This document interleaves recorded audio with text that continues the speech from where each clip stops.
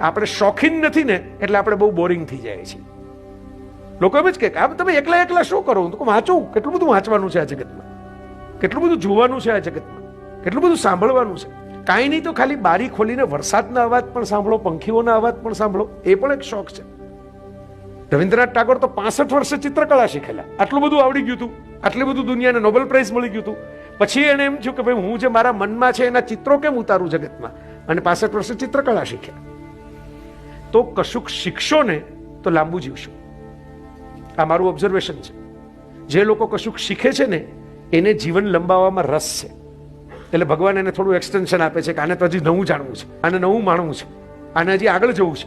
અને જે લોકો પહેલેથી એમ માની લે છે ને કે 50 વર્ષમાં મને બધી ખબર પડી ગઈ, MBA મને બધું આવડે, બરાબર, એને ઉપરવાળા એમ કહે છે કે તમારો ફેરો તો પૂરો થઈ ગયો, આવો પાર્કમાંથી પાર્કિંગમાં પધારો.